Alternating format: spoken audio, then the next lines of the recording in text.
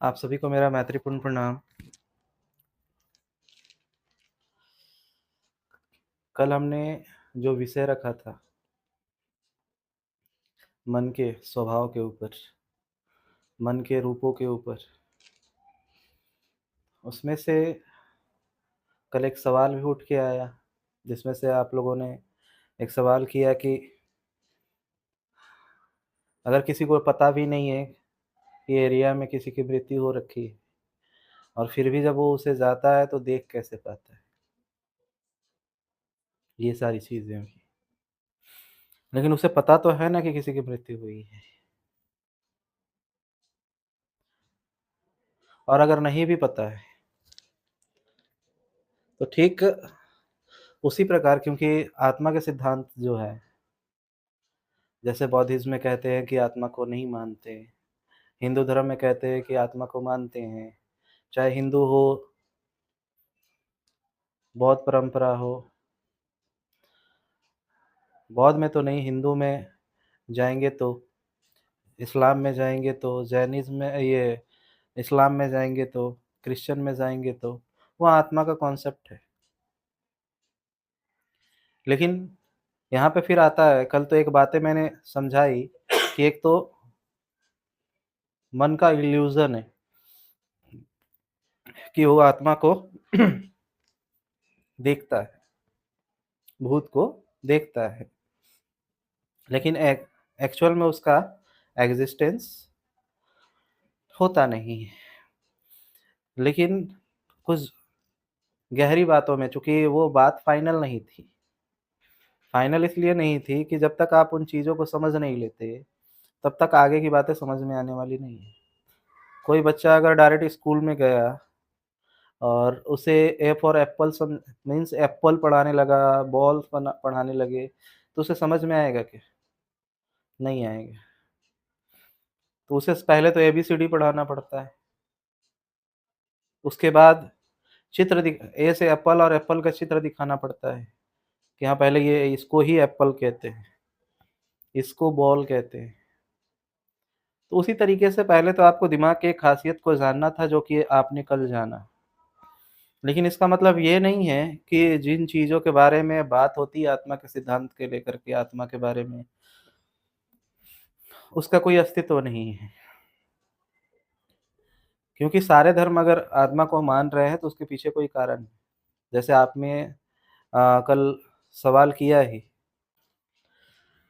आपने जो सवाल कल किया ही था कि अगर है नहीं तो दिखता कैसे? अगर पता भी नहीं है कि कौन व्यक्ति मरा था तो फिर उसके बारे में कैसे दिखा? तो उसको दिखने के पीछे का कारण ये है कि अभी-अभी मैंने एक दिन समझाने के लिए आप लोगों को समझाया भी था कि पहले तो चीज़ें थोड़ी-सी समझनी होगी आत्मा के बारे में, 2-3 चीज़ें कि हिंदुइज़्म में क्या मानता है और बुद्ध क्या मानते थे। उसमें क्या है, आत्मा का जो सिद्धांत है, जब तक हमें धर्मों के सिद्धांत नहीं समझ में आएगा, मेरी बातें आगे समझ में नहीं आएँगी। हिंदू और ईसाई हो या मुसलमान हो, इस धर्म में आत्मा के सिद्धांत को इस तरीके से बताया जाता है कि जिस तरीके से ये शरीर है, तो पूछा जाता है कि आत्मा कैसी दिखती है, तो लोगों ने बोला कि आत्मा ऐसे ही दिखती है जैसे शरीर दिखता है। आत्मा भी वैसे ही है जैसे शरीर है। सारे धर्मों ने इस पे मोहर लगाया, सिवाय बुद्ध के। बुद्ध ने दिया अनात्म का सिद्धांत। उन्होंने बोला आत्मा एक स्थायी स्वरूप नहीं। लोग भले ही प्रचार करते हैं कि बुद्ध ने आत्मा के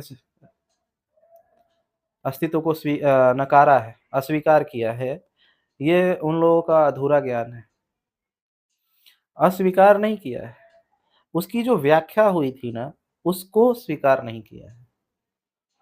अस्तित्व को अस्वीकार करना और उसकी व्याख्या को अस्वीकार करना, दोनों अलग-अलग होता है।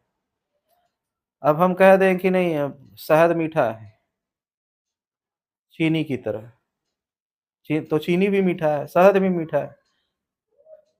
तो आदमी कहेगा नहीं, नहीं शहद मीठा है, लेकिन तुम जो बता रहे हो ना वैसे मीठा नहीं है, चीनी जैसा मीठा नहीं है। शहद चीनी जैसा मीठा होता है क्या? नहीं, उसका टेस्ट अलग टाइप से होता है। गुड़ मीठा होता है, लेकिन गुड़ का मिठास अलग होता है, चीनी से जैसा नहीं होता। तो उन्होंने उस व्याख्या को अस्वीकार किया था, ना कि आत्मा के अस्तित्व को अस्वीकार किया था। मीन्स उन बाकी धर्मों की जो व्याख्या थी कि शरीर जिस तरीके से है उसी तरीके से आत्मा भी होती है। मीन्स जब इंसान मरता है तो आत्मा भी इसी रूप में निकलती है। लेकिन अब ये बात आता है, क्या वो बातें झूठ बोल रहे थे? अगर बुद्ध अगर उन चीज़ों को नकार रहे हैं, जैसे बुद्ध क्या कह रहे हैं कि नहीं, ये शरीर जो है ना, आत्मा होती है, लेकिन आत्मा का स्थायी स्वरूप नहीं होता है, वो जोड़ से बना निर्मित है। किस प्रकार से?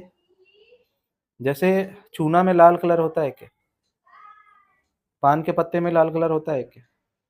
लेकिन चूना में कत्था और पान का पत्ता ये सारी चीजें मिला करके खाते हैं तो मुंह लाल होता है। तो ये लाल कलर आता कहाँ से? कहाँ से आता है? Reaction, chemical reaction. पत्ते का, पान के पत्ते उसमें कत्था मिलता है, चूना मिलता है, उसका रिएक्शन से लाल कलर आ जाता है। लेकिन लाल कलर उसमें किसी एक में है क्या? सबके मिश्रण से लाल कलर आ जाता है। अगर वो मिश्रण को हटा दिया जाए तो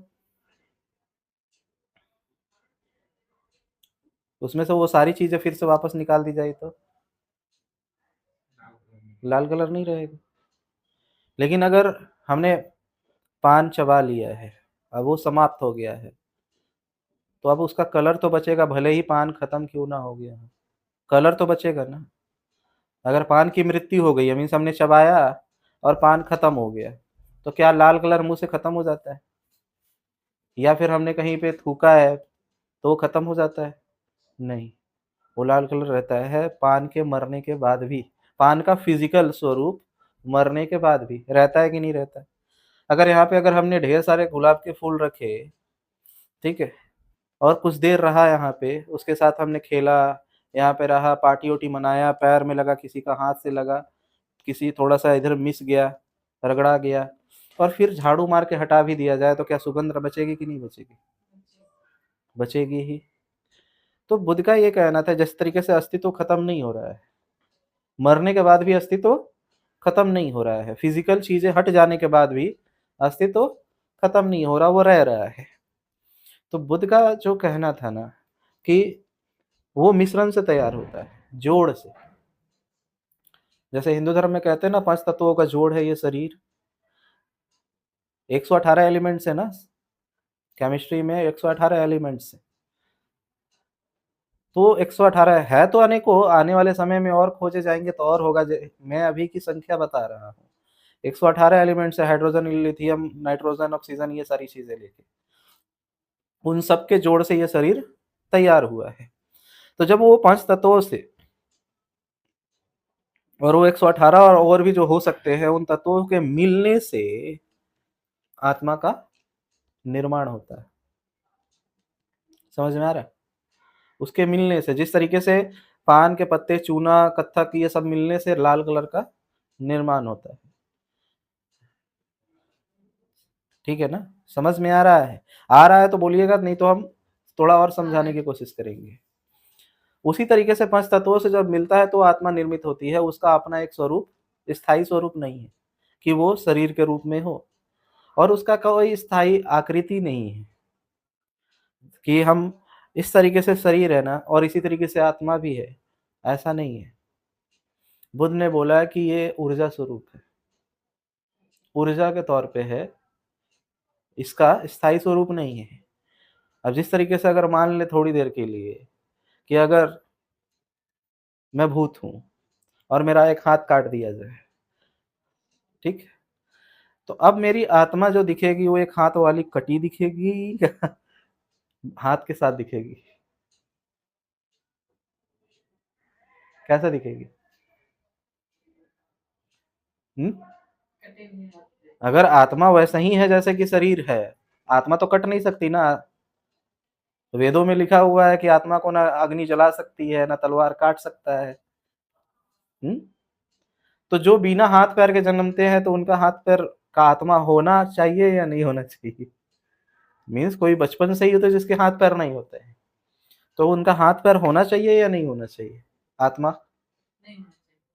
हाँ? तो ऐसा कैसे होता है? आत्मा है तो उसका हाथ पैर तो होना ही चाहिए। According to Hindu philosophy, according to Islamic philosophy, according to Christian philosophy, अगर शरीर है तो उसी अनुसार आत्मा है, क्योंकि आत्मा तो पीछे से पुनर्जन्म से आ रही है, तो उसके तो हाथ होने चाहिए, भले आपका हाथ हो या ना हो। तो बुद्ध कह रहे नहीं, अगर किसी का हाथ कटा हुआ है तो हाथ कट सकता है, लेकिन आत्मा का तो हाथ नहीं कट सकता ना, तो वो हाथ रहेगा। तो फिर किसी को हाथ कट्टा भूत कैसे दिखता है, या गर्दन कटा हुआ भूत कैसे दिख जाता है? ये सारी चीजें भी सामने आती है। तो बुद्ध ने इसके ऊपर ये बातें कही कि नहीं, आत्मा का एक स्थायी स्वरूप और आकृति नहीं होती है, वो एक ऊर्जा की भांति होता है।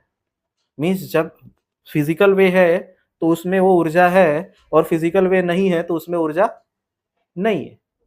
मीन्स अगर शारीरिक तौर पे ये हाथ है तो इसमें ऊर्जा है, और इसमें शारीरिक तौर पे ये नहीं है तो इसमें ऊर्जा नहीं है। मीन्स हाथ नहीं है तो ऊर्जा कहाँ जाएगी? बिना किसी माध्यम के बिजली प्रभावित हो सकती है क्या? किसी न किसी मीडियम से बिजली प्रवाहित होती है। पाइप को भी अगर ऊपर से लेकर के नीचे तक जो बिल्डिंग में पानी जा रहा है तो बिना पाइपलाइन का जा सकता है क्या? पाइपलाइन से ही जा रहा है, मीडियम चाहिए। तो ऊर्जा को भी बहने के लिए मीडियम चाहिए। तो यही है अनात्म का सिद्धांत। मीन्स ऊर्जा का स्थायी स्वरूप नहीं होता है, आत्मा का स्थायी स्वरूप नहीं होता है, जिस तरीके से बाकी हिंदू फिलोसफी और बाकी सारी फिलोसफी में ये बातें बोली गई है। लेकिन ये भी अधूरा ज्ञान है। इसके वजह से क्या होता है कि जो अपने आप को बौद्धिस्ट मानते हो अपने आप को महाज्ञानी मानने लग जाते हैं, और दूसरे धर्म की बुराई करना शुरू कर देते हैं। वे कहते हैं नहीं, हमारा धर्म बहुत बड़ा है और बाकी का धर्म नीचा है, वो अनपढ़ है, जाहिल है, उन्हें समझ में नहीं आता, अज्ञानी है। ऐसा नहीं है, क्योंकि ये धर्म का जो सिलसिला है ना, ये बाद में आकर के चला है कि वो मुसलमान है, ये हिंदू है, ये बौद्धिस्ट है, ये जैन है। पहले सारे के सारे लोग एक होते थे और सिर्फ जागृत पुरुष की इज्जत हुआ करती थी। वो जागृत है इसीलिए इज्जत है। अगर उस समय भी धर्म धर्म खेला होता ना तो बुद्ध को बाकी धर्म वाले नहीं मानते। उस समय मान्यताएं थी, धर्म नहीं थे। अलग अलग मान्यता को मानने वाले लोग थे, लेकिन धर्म नाम का कोई ये ठोस बंटवारा नहीं था कि ये हिंदू है, ये मुस्लिम है, ये सिख है, ये ईसाई है। जिसको भी लगता था ना कि ये इसकी सोच और इसके विचार उच्च क्वालिटी के हैं, तो उसके पक्ष में चले जाते थे, उसकी तरफ लोग चले जाते थे। लेकिन आज ये चीजें हैं, तो इसीलिए आत्मा का जो सिद्धांत जिस तरीके से समझाया गया, तो बुद्ध से भी पहले जो बुद्ध हुए वो बेवकूफ तो नहीं थे। हाँ, बुद्ध से पहले हुए बुद्ध, गौतम बुद्ध से पहले हुए बुद्ध बेवकूफ तो नहीं थे। फिर तो बुद्धत्व के ऊपर सवाल उठ जाएगा ना, कि अगर ये सिद्धांत प्रचार नहीं किया गया था तो गौतम बुद्ध से पहले हुए 27 बुद्धों ने किया क्या? क्या वो अनपढ़ थे, अज्ञानी थे? क्या सिर्फ गौतम बुद्ध ने ही बुद्धत्व प्राप्त किया इस धरती पे, उसके अलावा और किसी ने नहीं किया? हाँ, बुद्ध हमको मानने वाले लोग कहते हैं कि सिर्फ गौतम बुद्ध ने बुद्धत्व प्राप्त किया और किसी ने नहीं किया। ये उनकी एक अहंकार है कि हमारे धर्म के अलावा और किसी ने भी पाया नहीं है। ये अधूरा ज्ञान है, ये भी अज्ञानी का कथन है। ज्ञानी जन का कथन नहीं हो सकता, क्योंकि स्वयं बुद्ध कह रहे हैं मेरे से भी पहले अनेकों बुद्ध हुए, अभी भी हुए हैं, अभी भी ढेर सारे मेरे संग में हजारों लोग बुद्धत्व को प्राप्त किए, और मेरे बाद भी होते रहेंगे। ये धरती कभी भी बुद्धों से खाली नहीं रहती है, हर समय कोई ना कोई बुद्धत्व को प्राप्त होता है, भले ही वो व्याख्या ना कर पाता हो, क्योंकि व्याख्या करने के लिए शब्द होने की जरूरत है। अब कोई अगर डांसर बुद्धत्व को प्राप्त करता है तो वो क्या करेगा? भाषण देगा? नहीं दे सकता ना। वो अपनी डांसिंग की कला में उतारेगा, जैसे कथकली और भरतनाट्यम, ये सारे उच्च लेवल के ध्यानी लोगों ने खोज किया था। ठीक है ना? अगर सिंगर है तो अपने गाने में अपनी चीजों को उतारेगा। जैसे कबीर है और आपने इधर तुकाराम का नाम लिया, तो ये लोग दोहे के तौर पे बोल रहे हैं ना, क्योंकि इनके अंदर क्वालिटी क्या है, दोहे की है। गाँव में लोग कहावत कह सकते थे, व्याख्या नहीं कर सकते थे। जैसे मेरी माँ ही बहुत सारी कहावत कह देती है, व्याख्या नहीं कर पाती है, क्योंकि गांव की रहने वाली है, पढ़ी लिखी नहीं है। तो वो कहावत कह देगी लेकिन व्याख्या नहीं कर सकती है।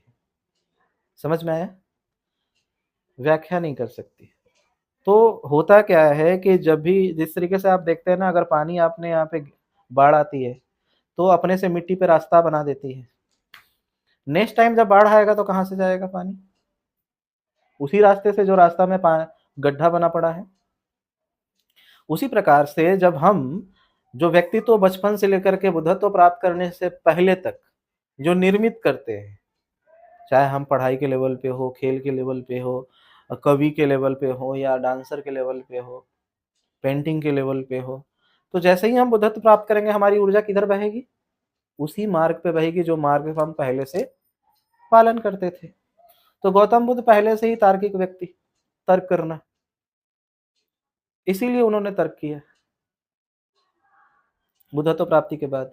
बाकी लोग जैसे उनके बेटा ने बुद्धत्व प्राप्त किया, उनकी माँ ने किया, उनकी बीवी ने किया, और भी ढेर सारे लोगों ने किया।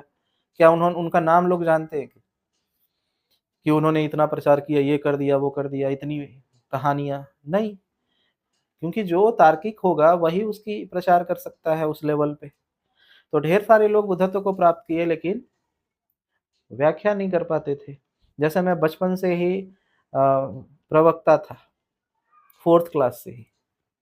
तो 4th क्लास से प्रवक्ता होते हुए संगठन तक भाषण देना दे रहा था ना, संगठन में भी प्रचारक के तौर पे। और जब मेरी बुद्धत्व घटित हुए तो मैं अब बोल सकता हूँ, ये क्षमता मेरे पास पहले से है, बुद्धत्व के बाद नहीं आई है, पहले से है। तो उसी तरीके से पहले के लोगों ने भी व्याख्या की होगी। ऐसा नहीं है कि बुद्धत्व प्राप्त करना मीन्स सत्य को जानना, और सत्य आप जानो या मैं जानूं, जानेंगे एक ही सत्य को, क्योंकि सत्य एक है। रास्ते के अनुभव अलग अलग हो सकते हैं। अगर मैं यहाँ से, हमें जाना है अमेरिका, मैं पैदल जा रहा हूँ, ये ट्रेन से जा रही हैं, वो साइकिल से जा रहे हैं, आप एरोप्लेन से जा रहे हैं, ये पानी जहाज से जा रहे हैं, तो सबके अनुभव एक होंगे क्या रास्ते के? सबके अलग होंगे। मैं कहूंगा मेरे पैर में कांटे गड़े तो वो बोलेंगे अरे भाई पैर में कांटे कैसे गड़े, हमने तो जिधर देखा पानी देखा। वो एरोप्लेन वाले कहेंगे कि मैंने जिधर देखा बादल देखा।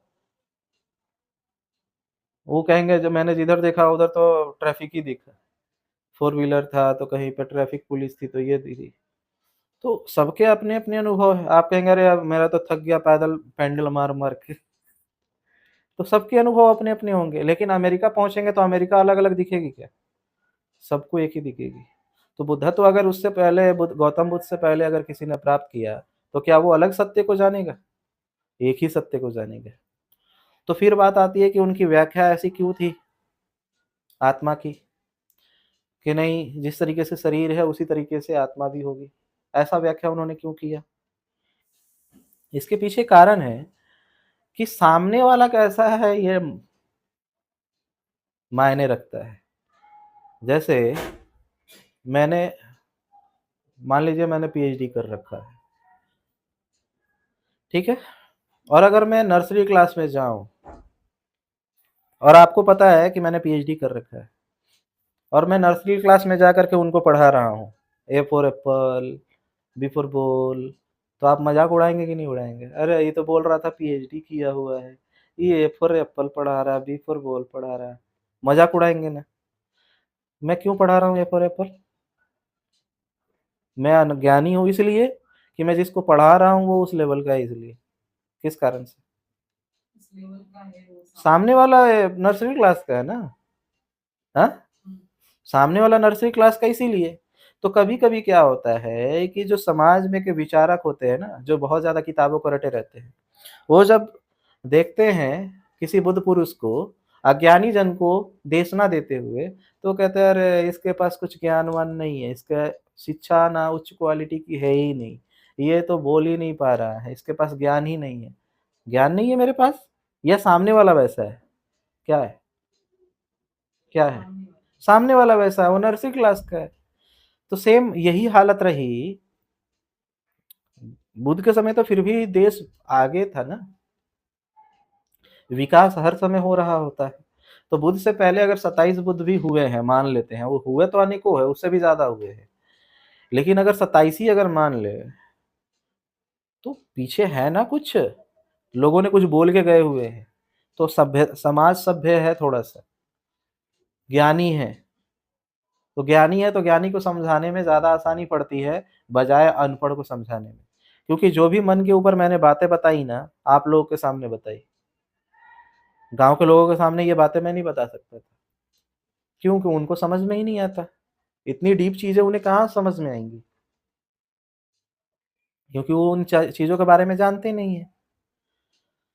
तो उसी लिए उन लोगों ने भी, जो बुद्ध पुरुष है, वो क्या कर रहे हैं, जब देखते हैं कि सामने वाला समझने लायक नहीं है, तो उसे ठोस शब्दों में समझाते हैं। डीप समझाया नहीं जा सकता, तो उसे ठोस शब्दों में समझा रहे हैं।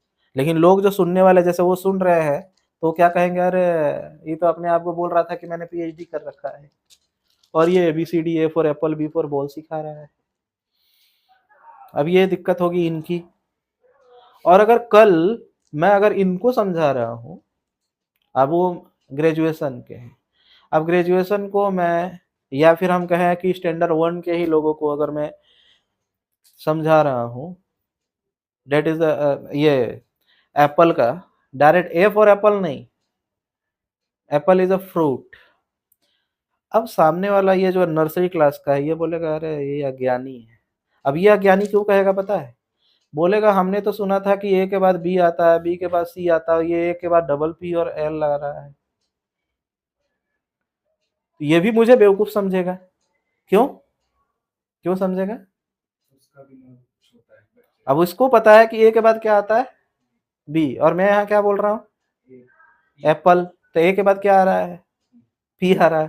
तो ये भी मुझे अज्ञानी समझेगा, क्योंकि मैं इसके सामने जब हाई क्लास वाले से बात कर रहा हूँ, तो लो क्लास वाला मुझे अज्ञानी मानेगा, और जब मैं लो क्लास वाले से बात कर रहा हूँ तो हाई क्लास वाला मुझे अज्ञानी मानेगा।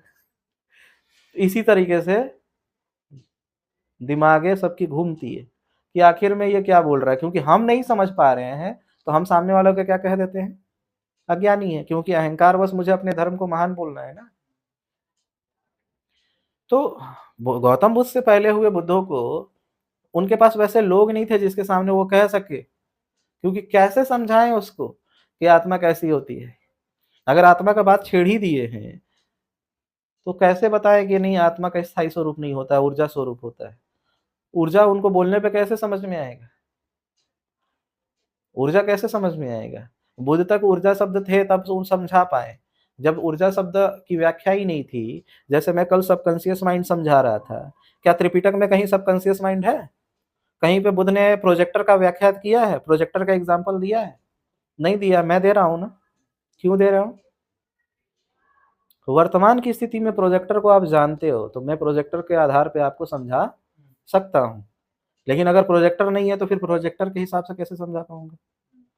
प्रोजेक्टर सबसे आसान तरीका है समझाने का सबकॉन्शियस माइंड को, कि वो सामने किस तरीके से फॉक्स मारता है, चित्रण तैयार करता है।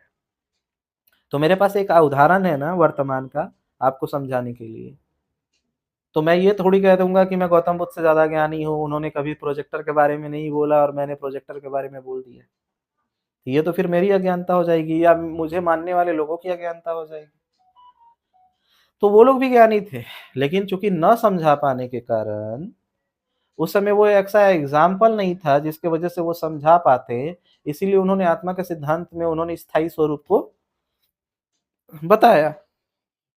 तो जब गौतम बुद्ध हुए तो उन्होंने क्या किया, अपडेट वर्जन लाया। देखा कि नहीं, अब लोगों को और हम आसान भाषा में समझा सकते हैं, तो उन्होंने फिर कहा कि आत्मा का स्थायी स्वरूप नहीं होता है, वो एक ऊर्जा की भांति होती है, उसका अस्थायी स्वरूप होता है, और ये पंच तत्वों के मिलने से बनता है, ना कि वो पहले से होता है, जिसे हम अनात्म कहते हैं। अनात्म का सिद्धांत उन्होंने दे दिया। अब अनात्म का सिद्धांत दिया, और लोग कहते हैं कि बुद्ध ने आत्मा के सिद्धांत को स्वीकार कर दिया है। बुद्ध ने अनात्म आत्मा को ही मानते नहीं है। कैसे? कैसे नहीं मानेंगे? वो बेवकूफ है। अगर आत्मा नहीं होती, तो फिर ऐसा कौन सा चीज है जो हमें संचालित कर रहा है? हाँ, आप बिना लैपटॉप को हाथ लगाए हुए ओपन कर सकते हो क्या? पंखा बिना हाथ लगाए ऑन हो सकता है क्या? फिर आपको कौन ऑन करता है? हाँ, खुद करते हैं ना। तो वो कौन है जो उसे एक्टिवेट करता है? बैटरी खत्म होती है तो कहता है कि ये वाला खाना तुम्हारे शरीर के लिए है, ये खाना बनाओ और ये खाओ, और खाने के बाद फिर उस खाना को एनर्जी में रूपांतरित भी करती है, फिर उससे तुम्हारे आपके शरीर को चलाती भी है। तो वो कौन है संचालित करने वाली? आत्मा ही तो है जो संचालित कर रही है। आत्मा ही संचालित करती है। जिस तरीके से आत्मा नहीं है मोबाइल में, लैपटॉप में, इसीलिए तो वो अपने आप नहीं चलता ना। सब कुछ है उसके अंदर में वो, लेकिन क्या नहीं है? आत्मा नहीं है। इसीलिए वो अपने से चालू नहीं हो सकता। वो जब बैटरी ऑफ हो जाएगा तो अपने आप को ले जाकर के चार्ज में लगा सकता है क्या? नहीं लगाता है। वो हमें लगाना पड़ता है। तो आत्मा ही है जो इस शरीर को संचालित करती है। लेकिन जैसे ही इसका जोड़ टूट जाता है, कनेक्शन, पांच तत्वों का जो कनेक्शन है 118 एलिमेंट से भी ज्यादा जो है, वो सारे जो टूटने लग जाते हैं, क्योंकि हर चीज की मृत्यु होती है। जो भी चीज बना है वो मरेगा, और मरता है तो डायरेक्ट नहीं मरता है। जैसे आप पैदा हुए थे वैसे ही मरेंगे क्या? अभी तो आपका चेहरा बदल चुका है। आप जब पैदा हुए थे तो क्यूट हुए थे। हाँ, अब बूढ़े होकर के एकदम झुर्रियां होते हुए आप जाते हुए मरेंगे। बाल बूढ़े हो गए, बाल झड़ गए, दांत भी झड़ जाएगा, शरीर एकदम चमड़ी ऐसी हो जाएगी कि छूने पे चप चप करेंगी, चट चट करेंगी। उस स्थिति में जाएंगे। मीन्स जन्म जो जन्मा है वो मरेगा, लेकिन मरते समय जब जाता है ना, तो वो विनाश होते हुए जाता है। मीन्स वो दूषित होते हुए जाता है। विनाश होता है मीन्स दूषित होते हुए जाता है विनाश की तरफ। ठीक है ना? दूषित होते हुए जाता है। तो उसी तरीके से ये सारी चीजें काम करती है। तो अभी मैं क्या समझा रहा था? हम्म, दिमाग नहीं है ना? कंसंट्रेट क्या बता रहा था, बताइए। बॉडी कैसा है, आत्मा के बारे में, बॉडी को चलाता कौन है? हम्म, नहीं तो अभी मैंने बोलने से पहले तक कहाँ था? आत्मा। तो वो हमने जो चीजें समझा रहे हैं वो समझ में आ रहा है ना, तो कंसंट्रेट करेंगे तो ना आएगा। तो आप मेरी बातों को बता क्यों नहीं पा रहे? अभी मैंने जो बोला, इस पे हर चीज पे ध्यान दीजिए, नहीं तो मैं बीच बीच में पूछ सकता हूँ। क्योंकि आपको याद रखना चाहिए, 1 मिनट पहले की भी बातें अगर आपको याद नहीं रह रही है तो दिक्कत की बात हो जाएगी ना, कि मैं सिर्फ बोल दूंगा और चला जाऊंगा। तो उस तरीके से वो चीजें काम कर रही है। तो आत्मा का भी, हमारा कोई भी चीजें हम जब चलाते हैं मशीनरी, वो सारी चीजें अपने आप नहीं चलती है, वो हमारे द्वारा चलानी पड़ती है। लेकिन हम खुद संचालित हो रहे हैं, ये शरीर को खुद संचालित कर रहा है। तो जैसे जैसे हम बूढ़े होते हैं, वैसे वैसे हमारे बॉडी के वो सारे पार्ट्स धीरे धीरे कमजोर होते चले जाते हैं। और केमिकल रिएक्शन से जो बंधा रहता है ना, वो केमिकल रिएक्शन एक समय के बाद मरने लगता है और वो छूटने लगता है। मीन्स लीवर बना है तो लीवर फेलियर होना शुरू, हार्ट का फेलियर होना शुरू, किडनी फेलियर होना शुरू।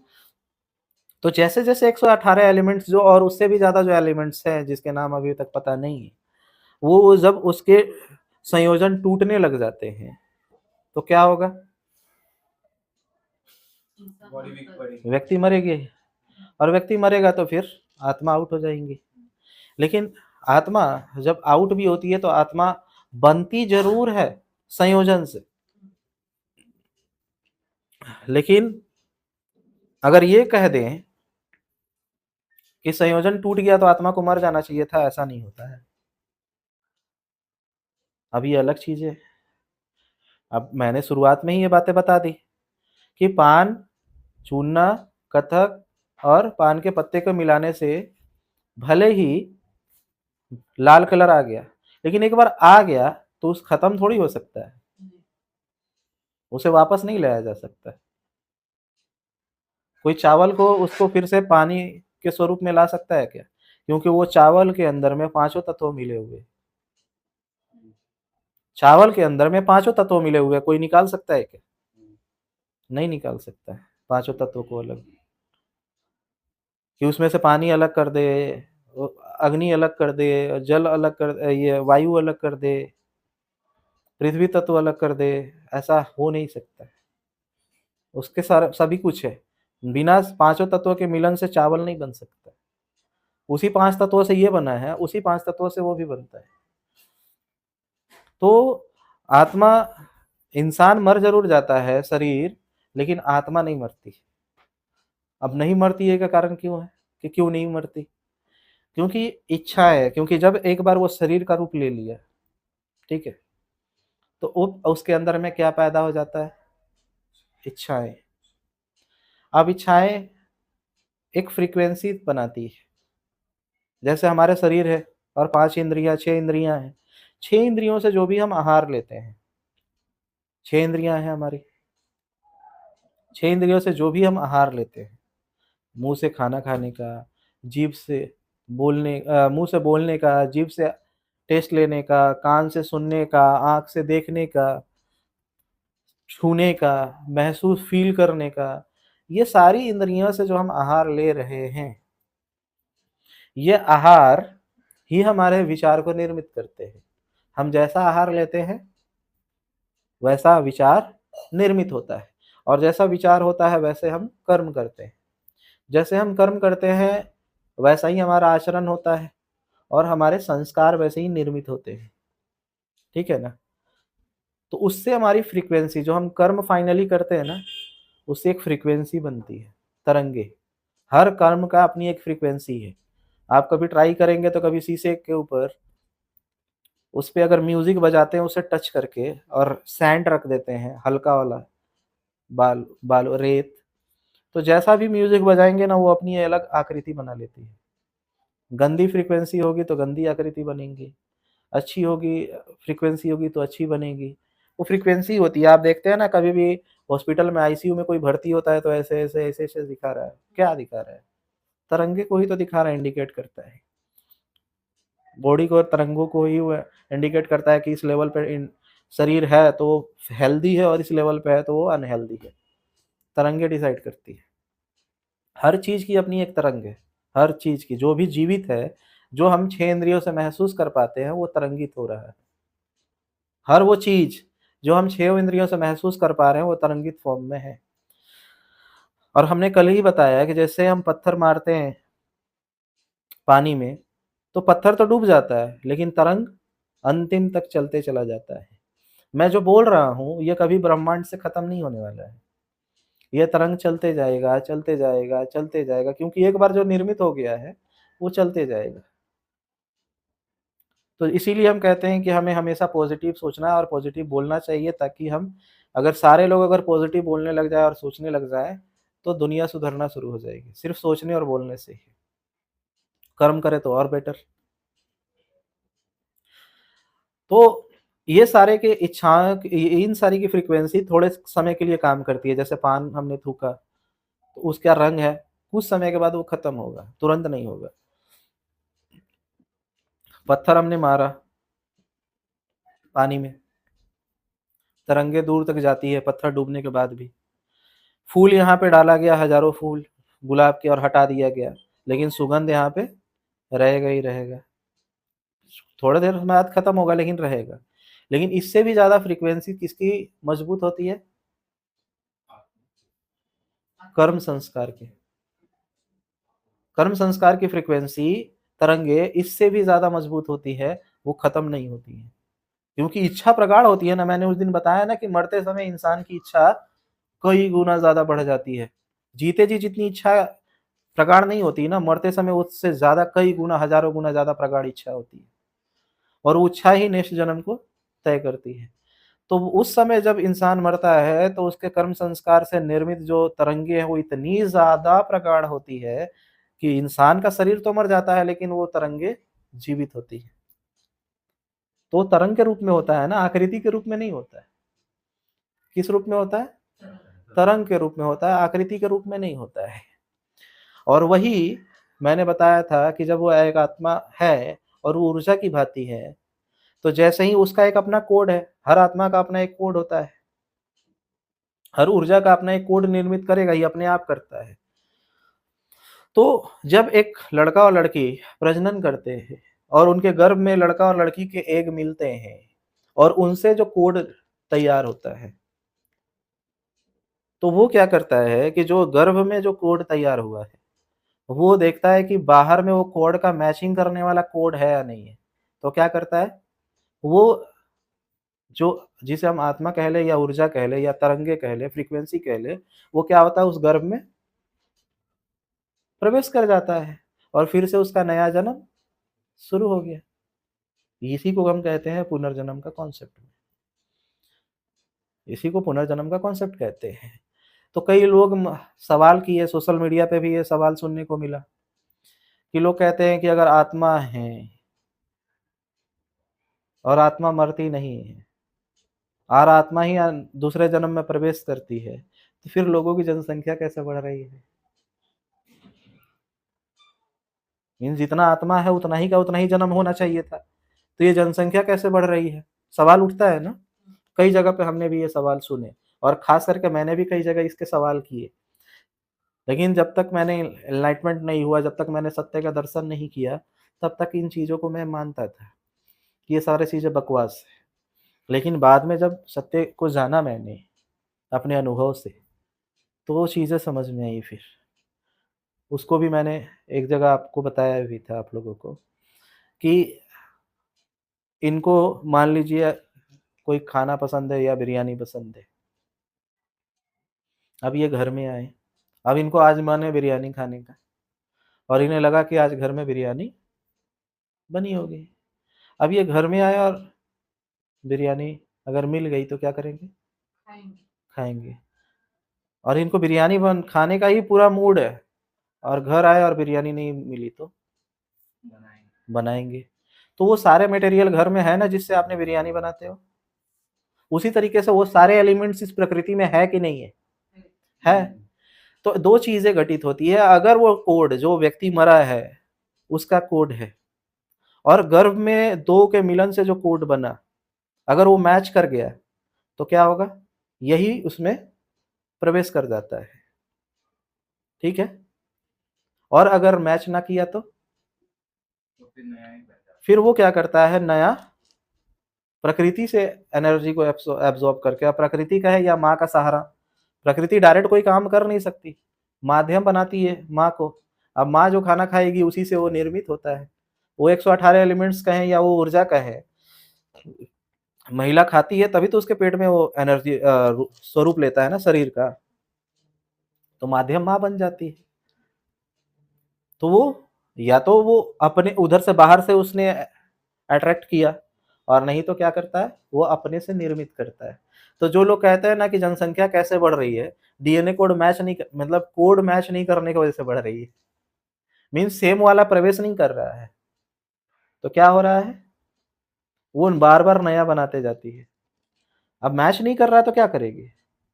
आपने जो खाना बनाया और मुझे पसंद नहीं है तो फिर मैं जाके नया खाना बनाऊंगा, होगा कि नहीं होगा? और घर में 5 है तो 5 के अलग अलग खाना बनेंगे। तो जनसंख्या बढ़ रही है ना, उसी तरीके से जनसंख्या बढ़ रही है, मैच नहीं करती। अगर एक ही घर में, मैंने कई घर देखे कि एक घर में 5 लोग रह रहे हैं तो पांचों के सब्जियां अलग अलग बनती है। अगर एक बनती तो टेस्ट होता तो एक ही बनती, टेस्ट अलग अलग होते जा रहा तो क्या हो रहा है, सब्जियां अनेकों बन रही हैं। तो जनसंख्या बढ़ रहा है कि नहीं सब्जी का बनाने का? उसी तरीके से जब हम कोड बाहर, हमारा टेस्ट अलग अलग है, हमारा कोड अलग अलग बन रहा है, तो हम सेम वाले जो बाहर जो व्यक्ति मरा है उसको हमने अपने गर्भ में नहीं लिया, तो क्या किया, नया बनाया। तो इसी तरीके से हम नया नया बनाते जा रहे हैं, पुराना वाला बाहर ही भटक रहा है, पुराना वाला बाहर ही भटक रहा है और जो नया नया है वो बनते जा रहे हैं, बनते जा रहे हैं। इसीलिए जनसंख्या बढ़ते जा रही है। समझ में आया? आ रही है ना समझ में कुछ चीजें? तो इस तरीके से जनसंख्या बढ़ते जा रहा है। अब वो तरंगे जो गर्भ में सम्मिलित नहीं हुई हैं और इच्छाएं बहुत प्रगाढ़ है, और ज्यादातर इच्छाएं जो होती है इंसान की वो काम वासना की होती है। अंतिम समय तक भी काम वासना पीछा नहीं छोड़ता। बड़ा खतरनाक इच्छा है ये। तो वैसी इच्छाएं बहुत ज्यादा प्रगाढ़ होती है इसकी, तो वैसी फ्रीक्वेंसी वाली आत्माएं भटक रही होती है, या फिर वैसी जिसका मर्डर हुआ है या फिर किसी ने सुसाइड किया है, उनकी तो ज्यादा इच्छा बची रह जाती है ना। इच्छा नहीं पूरी हुई इसीलिए तो मरते हैं, सुसाइड करते हैं। उनके अकॉर्डिंग कोई काम नहीं हुआ इसीलिए तो मर जाते हैं। तो किसी की उनकी अकॉर्डिंग इच्छा पूरी नहीं हुई इसलिए मरे हैं, किसी की। और सबसे ज़्यादा तो जो लोग मरते हैं बूढ़े होकर के या फिर जवान में ही, वो कामेच्छा की वजह से ही मरते हैं। जैसे नौजवान लड़का-लड़की सुसाइड कर रहा है तो किस लिए? कोई लड़का के लिए तो कोई लड़की के लिए। तो उनकी कामेच्छाएँ ही ज़्यादा होती हैं। तो ऐसी तरंगे जो जीवित मतलब तरंगिक तौर पे जीवित है, शारीरिक तौर पे जीवित नहीं है, सूक्ष्म लेवल पे जीवित है, एनर्जी के स्वरूप में, वाइब्रेशन फ्रीक्वेंसी के लेवल पे। अब होता क्या है कि हमारा जो दिमाग है ना, एक रेडियो की तरह है। रेडियो का जो रिमोट होता है ना, जो गोल-गोल हम घुमाते हैं, हमारी भी वैसे ही है। जैसे ही हमने उसमें 92.5 एफएम जोड़ा, तो दिल्ली से कनेक्ट हो गया, ठीक है? और 97.5 एफएम जोड़ा तो मुंबई से कनेक्ट हो गया। कौन कनेक्ट कर रहा है? फ्रीक्वेंसी कौन कर रहा है? उसे घुमा कौन रहा है? हम खुद हम खुद घुमाते हैं। उसी तरीके से मन उसी तरीके से है। हम उसको किस फ्रीक्वेंसी पे सेट करेंगे, ये कौन तय करेगा? हम तय करते हैं। तो हम पॉजिटिव एनर्जी से कनेक्ट हो या नेगेटिव एनर्जी से कनेक्ट हो, कौन तय कर रहा है? हम कर रहे हैं। और कैसे करते हैं? विचार करना विचार करने से, ध्यान करने से। मीन्स किसी एक विचार के प्रति ध्यान करना। हम किसी के बारे में सोच रहे हैं बार-बार जो मर गया है, बार-बार सोच रहे हैं, बार-बार उसके बारे में सोच रहे हैं या विचार कर रहे हैं, तो हम क्या कर रहे हैं? अपनी फ्रीक्वेंसी को उस पे सेट कर रहे हैं। और जैसे ही उससे फ्रीक्वेंसी मैच करेंगी, हम क्या होता है हो जाता है उससे कनेक्ट हो जाते हैं। और जैसे ही हम उससे कनेक्ट होते हैं, हम उसे महसूस कर पाते हैं। हम उसे महसूस कर पाते हैं। और या तो अगर हमने उसका चेहरा देखा है, तो मैंने क्या बताया था? सबकॉन्शियस माइंड उस चेहरा को सामने ला करके खड़ा कर देता है। क्योंकि आपको आपको उसकी चेहरा तो याद है ना आपके मेमोरी में, उसको लाके खड़ा कर देता है, ठीक है? तो हम उसे देख पाते हैं, उसे महसूस कर पाते हैं, ठीक है? हम उसे देख भी पाते हैं, महसूस भी कर पाते हैं। और कई जगहों पे ये सारी चीज़ें होती हैं कि लोगों का हो जाता है कि जैसे अगर मैं अभी बताऊँ, आने वाले समय का रिसर्च मैं बताने जा रहा हूँ। आज नहीं तो कल आ जाएँगे ऐसे मशीन, वो पहले मैं बता दे रहा हूँ, जो मशीन आने वाले हैं इन फ्यूचर में। जैसे किसी का बाल मिल जाने से हम डीएनए जान लेते हैं ना, और डीएनए से जान लेते हैं कि यह व्यक्ति क्या खाता था, क्या पीता था या किस एरिया में पैदा हुआ था। यहाँ तक पता लगा लेते हैं। अगर किसी की कंकाल की खोपड़ी मिल जाए तो हम उसके ऊपर स्किन डाल करके उसका चेहरा भी उतार देते हैं। यहाँ तक टेक्नोलॉजी बढ़ गई है। आने वाले समय में ऐसी टेक्नोलॉजी बढ़ जाएगी कि आपकी अगर एक भी चीज़ें मिली ना जिससे कि डीएनए पता चल सके, उससे ये पता लगाया जा सकेगा कि इंसान दिखता कैसे है। बाल से पता लगाया जा सकेगा कि राजवर्धन दिखता कैसे है। ऐसा मशीन आएगा फ्यूचर में, आने वाला है। अगर आने वाला है और मैं बोल रहा हूँ, क्यों बोल रहा हूँ? आ चुका होगा। नहीं, क्योंकि जब हम दिमाग से जब चीज़ों को डिज़ाइन कर पाते हैं तो उसी को हम मशीनरी में उतार देते हैं। पहले वो चीज़ें कहाँ आती है? हाँ, फिर हम बाहर उतारते हैं। तो मैं अगर ये बातें बोल पा रहा हूँ इसलिए क्योंकि ये मेरे दिमाग में आ चुका है। तो ये आज नहीं तो कल उतरेगा, इतना कन्फर्म है। क्यों? क्योंकि हमने इसे उतारा है। हमने दिमाग के शक्ति से इसे उतारा है, तो कल होकर मशीनरी से उतार देंगे। क्योंकि हमने मेडिटेशन के माध्यम से एनर्जी को पकड़ा। पहले तो एनर्जी मुझे महसूस हुई जहाँ पे हम रिसर्च करने वाले थे, रिसर्च कर रहे थे सॉरी। तो वहाँ पे मुझे जब एनर्जी महसूस हुई, तो मैं तो उसे जानता भी नहीं था कि वो कौन है। बट मुझे एनर्जी महसूस हो रही थी क्योंकि एनलाइटमेंट होने के कारण बॉडी इतनी ज़्यादा सेंसिटिव हो रखी है कि नेगेटिव एनर्जी और पॉजिटिव एनर्जी मुझे महसूस हो पाती है। तो जो एनर्जी मुझे महसूस हो रही थी, तो मैंने उसे जानने की कोशिश की कि एनर्जी दिखती कैसे है। एनर्जी महसूस हो रही है इतना तो समझ में आ रहा था। ये भी समझ में आ रहा था कि वो फीमेल है। मेल या फीमेल है ये भी समझ में आ रहा था। लेकिन एक्चुअल में दिखता कैसे है ये समझ में नहीं आ रहा था। तो फिर जब मैंने मेडिटेशन का सहारा लेकर के, ध्यान के माध्यम से जब बैठ करके मैंने उस एनर्जी को देखने की कोशिश की, उसके ऊपर फ़ोकस किया, उसकी उसके सहारे, उस एनर्जी के सहारे मैं उसे देख पाऊँ कि वो दिखता कैसे है। तो हर चीज के कोड में ही तो उसका इमेज रहता है ना। अगर आपने इंजीनियरिंग कर रहे हो, पूरा बिल्डिंग को आपने स्ट्रक्चर बनाया, तो उसको किस रूप में कन्वर्ट कर रहा है लैपटॉप, किस में रिकॉर्ड कर रहा है, 0 और 1 के बाइनरी में। हाँ, और आपने कोड को हार्ड डिस्क में निकाला या किस में निकाला, हार्ड डिस्क होता है ना, या फिर आपने पेन ड्राइव में निकाला। तो पेन ड्राइव में क्या बिल्डिंग निकल आ गया, उसमें क्या क्या आया, डाटा आया, कोड आया, डेटा आया। अब अगर डेटा को अगर फिर से हम डिफाइन करेंगे, उसे इमेज में कन्वर्ट करेंगे तो हो जाएगा, आराम से हो जाएगा। उसी तरीके से अगर हमें एक कोड मिल गया तो कोड से हम पूरा डिजाइन तो उतार सकते हैं। तो इसके लिए इतना आसान नहीं है जितना आसान मैं बोल रहा हूँ। आपको भी पता होगा, जो लोग भी डिजाइन करते होंगे उन्हें अच्छे से पता है, इतना आसान नहीं है, लेकिन है। तो हमने क्या किया, जो एनर्जी हमें महसूस हुई थी उसको लेकर के हमने पूरा गहरा ध्यान किया, और उस एनर्जी को, जिसे मैं तरंगे कह रहा हूँ, फ्रीक्वेंसी, उस तरंग को सहारा बना करके मैंने उस एनर्जी, जो लड़की थी, मुझे फील हो रहा था कि वो लड़की का ही है, जब मैंने उस तरंग को पकड़ करके मेडिटेशन किया और गहरे तल पे पहुंचा उसको, उसके सहारे, तो उस लड़की का इमेज बन के सामने आया, सामने प्रस्तुत हुआ तो मुझे समझ में आया कि ये लड़की ऐसी दिखती है। अब मेरे सामने तो आ गया, अब मुझे क्रॉस वेरिफिकेशन करना था कि आखिर मैं क्रॉस वेरिफिकेशन करूं कैसे, क्योंकि मुझे अपनी ही बातों पे, चीज़ों पे यकीन नहीं हो रहा था कि ये चीज़ें भी हो सकती हैं। तो फिर मैंने मीरा माँ को कहा कि मीरा माँ, ये गांव में आपका पहचान का है, तो जरा पता करो तो कोई लड़की यहाँ पे, आज जहाँ पे हमने रिसर्च सेंटर ओपन किया था, इसके पीछे वाले खेत में मरी थी क्या कभी।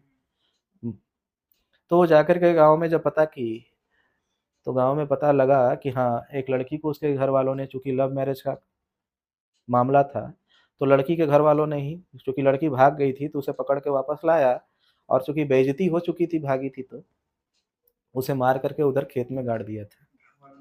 हाँ, और खेत में गाड़ दिया था। तो मेरी चीज़ें कंफर्म हो गई कि हाँ, वहाँ एक लड़की मरी थी, लेकिन मैंने तो कभी देखा नहीं था ना उसे, मुझे तो पता भी नहीं था कि कोई लड़की मरी है, लेकिन फिर भी महसूस कर पाया। क्यों? वो एनर्जी के माध्यम में उस फ्रीक्वेंसी थी, तब तो फ्रीक्वेंसी थी, और फ्रीक्वेंसी का कोड है, और उसके अनुसार मैं उसे समझ पाया कि आखिर में ये कौन है। तो पहला, तो एक हम इमेजिनेशन करते हैं जो डर के कारण होता है, जो कल मैंने बताया था। ऐसा नहीं है कि कल जो मैंने बताया था वो गलत बताया था, कल वाला भी होता है और आज वाला भी होता है, लेकिन दोनों का निष्कर्ष क्या निकलता है, दोनों को देख कौन रहा है, हम। दोनों को अट्रैक्ट कौन कर रहा है, आकर्षित कौन कर रहा है, हम खुद कर रहे हैं। वो हमें आकर्षित नहीं कर सकता, हम उसे करते हैं। क्योंकि जब हम उसके बारे में सोचे तो मेरे दिमाग में, हर व्यक्ति के अंदर में सबसे पहले नेगेटिव विचार ही आते हैं, क्योंकि दिमाग में डाला गया है ना कि अगर सालों से बंद है तो नेगेटिव शक्तियां होंगी ही। तो मेरे भी दिमाग में है कि होंगी, बहुत समय से बंद है तो नेगेटिव होंगी ही, वो भी गांव का एकांत एरिया में। तो फिर मेरा माइंड नेगेटिव हुआ, और फिर नेगेटिव तरीके से मैंने ध्यान किया, और मुझे फील हुआ कि हाँ, यहाँ पे नेगेटिव एनर्जी है, और फिर मैं उसके पीछे पड़ा उसको जानने के लिए। कौन आकर्षित कर रहा है? मैं ही कर रहा था। उसी तरीके से, चाहे वो कल का जो मैंने टॉपिक बताया कि हम घर वालों जो डराते हैं भूत का स्वरूप दिखा करके, तो सबकॉन्शियस माइंड उसे रियल में दिखा देता है, डर के कारण भी। और रियल में भी होता है तो वो भी डर के कारण ही, रियल वाला हो या इमेजिनेशन वाला हो, काल्पनिक हो या सच हो, दोनों किस वजह से देख पा रहे हैं? डर के कारण। और कौन देख रहा है? हम देख रहे हैं, और हम आकर्षित उसे कर रहे हैं। दोनों ही कंडीशन में क्या हो रहा है? हम ही तो उसे आकर्षित कर रहे हैं, हम उसकी फ्रीक्वेंसी को मैच कर रहे हैं, और हम उससे कनेक्ट हो रहे हैं। और होता क्या है कि जैसे ही हम उस फ्रीक्वेंसी से कनेक्ट होते हैं, या तो वो एनर्जी हमें प्रवेश होने लग जाती है। जैसे जब तक ये लकड़ी है, और ये लकड़ी को हमने उसमें 3 प्लग में डाल दिया, बिजली लगेगा क्या? नहीं। अगर इस लकड़ी को हमने लकड़ी की जगह पे हमने इसे लकड़ी को रूपांतरित कर दिया मेटल में, तो बिजली का झटका लगेगा, क्योंकि वो अब वो प्रवाहित करने लग जाएगी, माध्यम बन गया। तो जब तक हम नॉर्मल होते हैं तब तक वो शक्तियाँ जो फ्रीक्वेंसी बनी है, जो मरी हुई व्यक्ति की फ्रीक्वेंसी है, वो हम में तब तक नहीं बह पाती है जब तक हम नॉर्मल होते हैं। जैसे ही हम मीडियम बन जाते हैं, माध्यम बन जाते हैं, क्योंकि हमने फ्रीक्वेंसी एक मतलब अपनी फ्रीक्वेंसी को उससे मैच कराया, तो हमने एक नेटवर्क बना दिया, और नेटवर्क बनाने से क्या हो जाता है, माध्यम बन गया। नेटवर्क माध्यम बना ना, हमारा उसके साथ नेटवर्क बैठाना ही माध्यम बन गया। अब वो क्या करता है, उसी से बहने लग जाती है, और वो हम में बहने लग जाती है, और वो हम पे हावी होती है। अब अगर वो सुसाइड करके मरी है, वो फ्रीक्वेंसी, और वो अगर आपके अंदर प्रवेश कर रही है, तो वो क्या पैदा करवाएगी? हाँ, वो जो फ्रीक्वेंसी जो सुसाइड करके मरी है, वो फ्रीक्वेंसी अगर आप में माध्यम, आपके नेटवर्क के माध्यम से ही आप में प्रवेश कर गई है, तो आपको क्या करवाएगी? क्योंकि उसके अंदर वही फ्रीक्वेंसी है ना, डाटा है। जिस तरीके से अगर किसी चीज में जहर है, और वो जहर हम अपने अंदर इंजेक्ट कर ले, तो क्या होगा? मरेगा ही ना, क्योंकि वो ही जहर है, और वो जहर हमारे अंदर इंटर करेगा तो मरेगा ही। जहर ही है ना। उसी तरीके से नेगेटिव एनर्जी अगर हमारे अंदर प्रवेश करती है, तो हमें वही करवाने के लिए मन इच्छा करवाने लग जाती है, जो उसने पहले से कर रखा था। वो जो कर रखा था वही हमसे करवाने लग जाती है। तो जब ऐसी एनर्जी जो कि सुसाइड कर रखी है, अगर उसको आपने आकर्षित किया, तो वो फिर आपको सुसाइड के लिए ही बोलेगी ना, और किसी चीज के लिए तो बोलेगी नहीं। उसी तरीके से आप देखिएगा, अधिकतर लड़कियों को क्यों पकड़ता है भूत? कहते हैं ना, भूत पकड़ लिया है महिलाओं को, और खास करके गरीब घर के लोग कहते हैं गरीबों को ही क्यों पकड़ता है, अमीरों को क्यों नहीं पकड़ता? अमीरों को इसीलिए नहीं पकड़ता क्योंकि उनकी फ्रीक्वेंसी पॉजिटिव होती है और प्रगाढ़ होती है, बहुत मजबूत होती है। क्योंकि वो अमीर है, अमीर ही इसलिए बने हैं क्योंकि वो अनुशासित और संकल्पित है, और अनुशासित और संकल्पित व्यक्तियों का जो एनर्जी होता है ना, वो बहुत स्ट्रांग होता है और पॉजिटिव होता है। उस पर नेगेटिव एनर्जी जल्दी से हावी नहीं होती है। और जो लोग अनुशासित और संकल्पित नहीं होते हैं, तो जाहिर सी बात है वो गरीब लोग होंगे और उनकी एनर्जी बहुत कमजोर होती है, नेटवर्क बहुत कमजोर होता है। और जो भी नेटवर्क कमजोर होता है, आपको पता होना चाहिए, उसको हैक किया जा सकता है। कभी हुआ होगा लाइफ में, आपने कॉल किसी और को लगाया, लग किसी और को गया, और उससे हमने बात भी कर लिया। क्यों हुआ ऐसा? फ्रीक्वेंसी वीक होने की वजह से। जो हमारी कॉल की फ्रीक्वेंसी है ना, वो वीक है, स्ट्रांग नहीं है। सबसे स्ट्रांग फ्रीक्वेंसी होती है आईबी रॉ एजेंसियों की, सेना की। सही कह रहा है ना, सबसे हाई फ्रीक्वेंसी, उनकी फ्रीक्वेंसी को जल्दी हैक नहीं किया जा सकता है। हमारे मोबाइल से ज्यादा फ्रीक्वेंसी हाई होती है बैंक वालों की, क्योंकि उसका डाटा कोई चोरी ना कर सके। बैंक वालों से भी ज्यादा हाई होती है सेना वालों की, सेना वालों से भी ज्यादा हाई होती है रॉ एजेंसी की, जो सबसे सिक्योर, जो इंटरनल वर्क करती है। तो स्ट्रॉन्ग फ्रीक्वेंसी जितनी ज़्यादा होंगी, उसको हैक नहीं किया जा सकता, और जो जितना ज़्यादा कमज़ोर होगा उसे हैक किया जा सकता है। तो जो गरीब होते हैं ना, और जो कमज़ोर होते हैं, उनको जल्दी से हैक किया जा सकता है। इसीलिए उनको नेगेटिव शक्तियाँ ज़्यादा पकड़ती हैं। और पकड़ती क्यों हैं? जो रिच फैमिली की महिलाएं हैं या बड़े घरों की हैं, वो आज के समय में देखते हैं, वो अपनी इच्छाओं को पूरा कर सकती है। पैसे तो आप कभी भी अपनी मर्जी का खाना खा सकते हो, अपनी मर्जी का कपड़ा पहन सकते हो, अपनी मर्जी का घर खरीद सकते हो। लेकिन गरीब के अंदर में क्या होता है, कुछ नहीं होता है, तो इच्छाएं ज्यादा होती है ना। और जब वो इच्छाएं ज्यादा होंगी, क्योंकि उसे कुछ नहीं मिल रहा है, ना कपड़ा मिल रहा है, ना खाना मिल रहा है, ना पीना मिल रहा है, ना रहना मिल रहा है, ना साज श्रृंगार मिल रहा है, ना गाड़ी मिल रहा है, ना बंगला, तो उनकी ज्यादा इच्छाएं हैं। ज्यादा इच्छाएं हैं, और ज्यादा इच्छाएं जिसके पास होंगी, और उसकी इच्छा पूर्ति ना हो, तो ज्यादा दुखी होगा। ज्यादा दुखी होगा तो ज्यादा नेगेटिव होगा, और ज्यादा नेगेटिव होगा तो क्या होगा, वो फ्रीक्वेंसी से मैच करेगा, कनेक्ट होगा, और वो शक्तियां उन पे हावी हो जाती हैं। तो अधिकतर समय में आप देखेंगे कि महिलाओं को गरीब घर के ही भूत पकड़ते हैं, क्योंकि उन फ्रीक्वेंसी से अटैच हो जाते हैं, और वो एनर्जी उनमें प्रवेश करके बेचैनी पैदा करवा देती है। कि वो नेगेटिव और चिल्लाने लगते हैं ये लोग। ये सारी चीज़ें होने लग जाती है।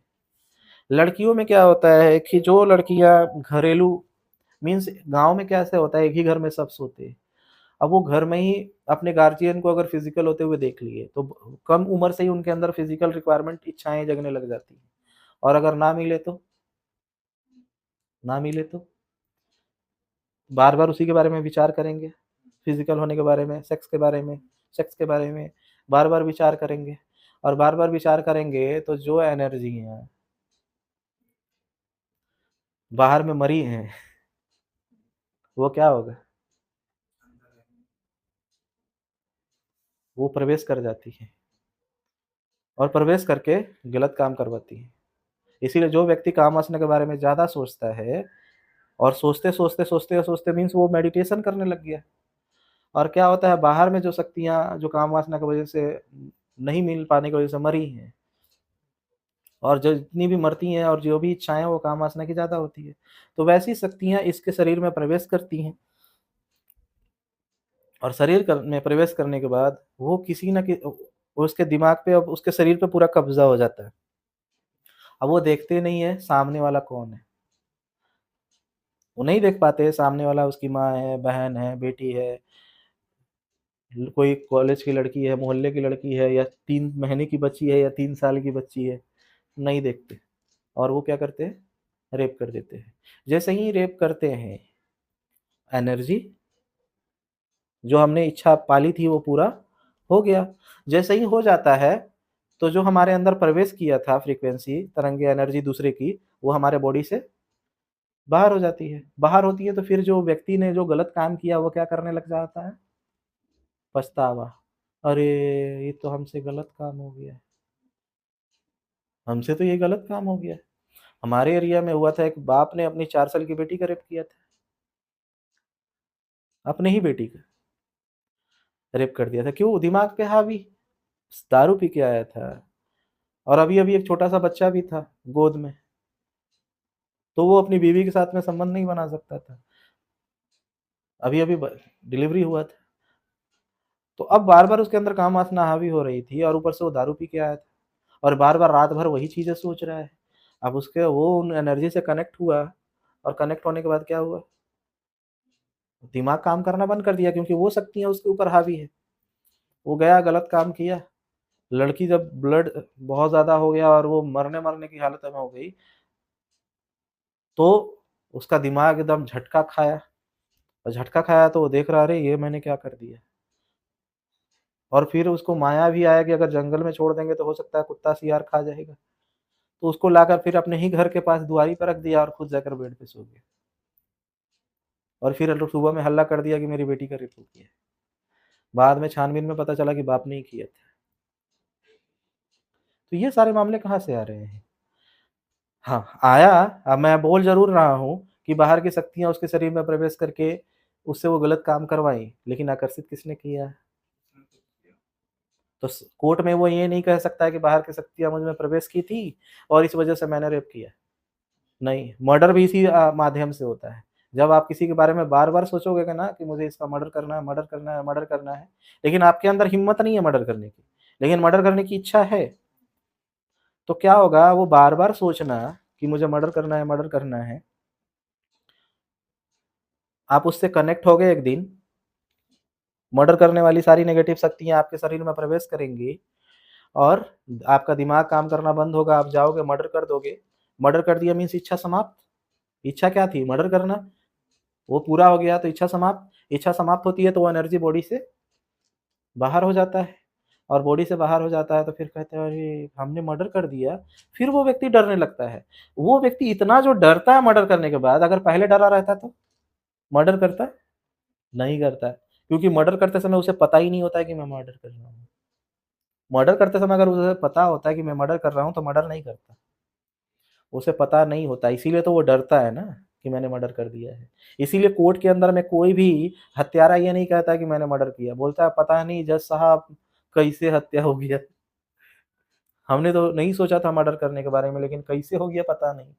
बीवी को मैं मारना नहीं चाहता था लेकिन पता नहीं कैसे मार दिया। तो ये सारी चीज़ें होती हैं।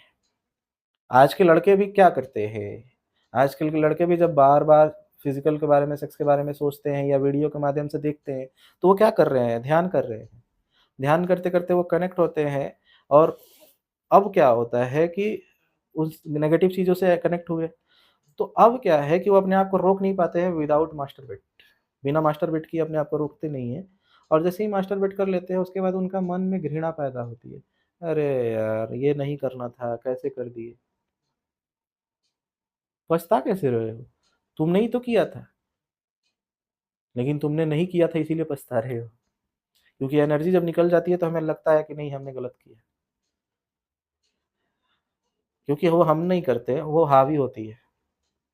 और जब हम अपने शरीर पे कंट्रोल करने लग जाते हैं, हावी हो रही है और फिर भी, तो वो शक्तियाँ क्या करती हैं?